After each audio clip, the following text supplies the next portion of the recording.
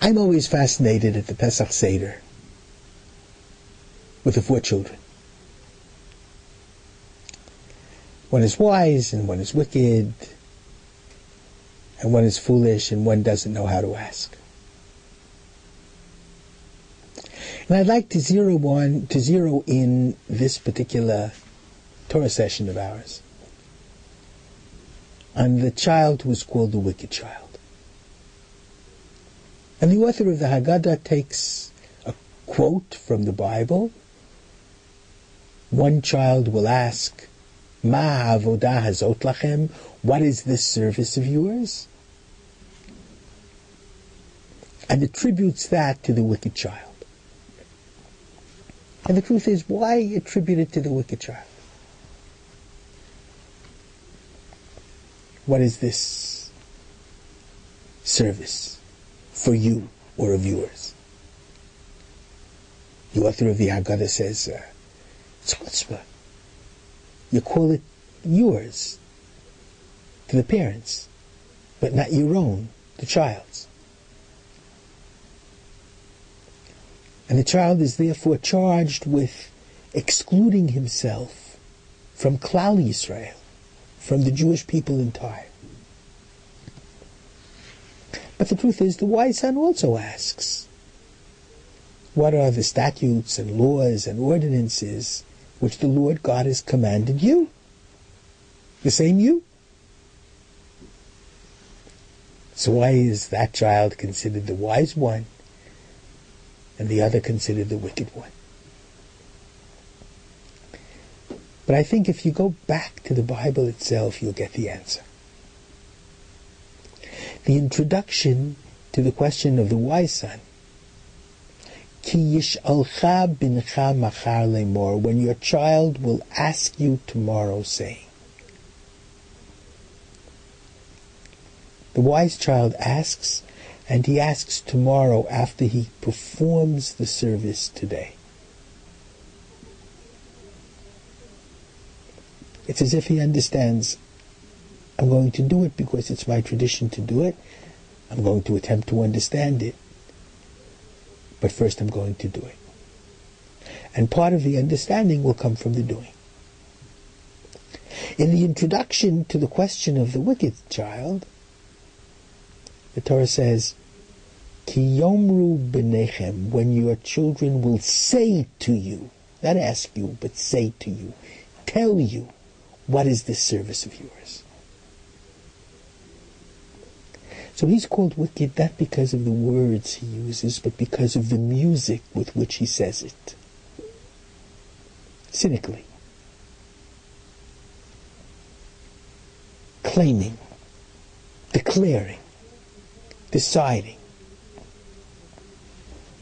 And we have a glorious tradition. And it's legitimate to ask anything you want of the glorious tradition. But not to look at it negatively and cynically.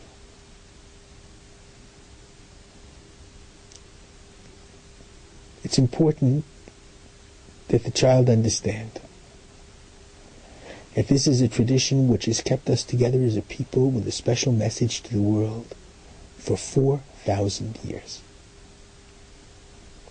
And standing before the tradition, it's extremely legitimate to ask, but not to cynically exclaim in a certain kind of disdain. A very long time ago, I was in France with a group of students that I was leading at the Louvre. And we joined a group of Americans, actually from Brooklyn, my hometown.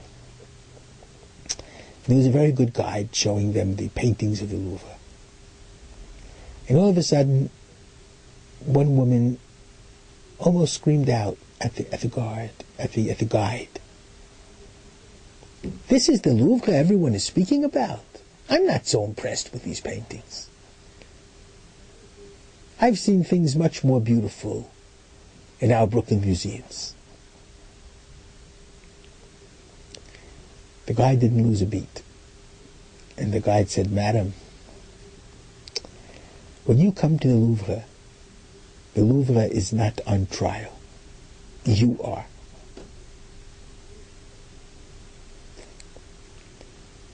It was an important response. We stand before a tradition of 4,000 years, a Pesach Seder that has withstood Jews all over the world, literally, in every possible situation and predicament, during the ups and during the downs, during the successes and during the failures, during the temple times in Israel, and underground, in cellars, in Spain, and in Auschwitz, in hiding. This tradition has kept us together as a people. When you stand before the tradition, certainly try very hard to understand it. But don't denigrate it with cynicism.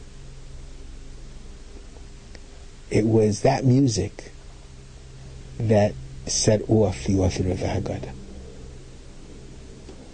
But when I remove the music from the words, I would insist that the basic question is a good one.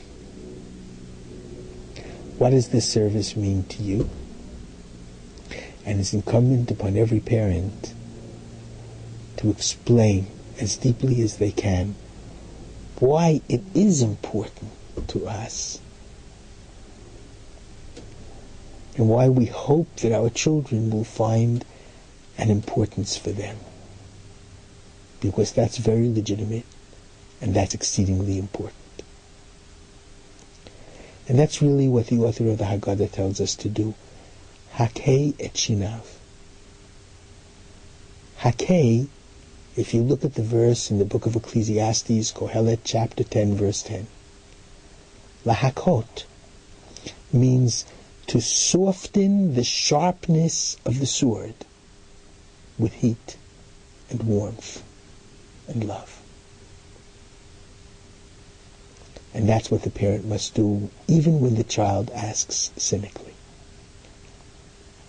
Try to soften the hard edges in the music of the words. And the best way to do it is with love and warmth, and especially inclusion within the family at every cost. Shabbat Shalom.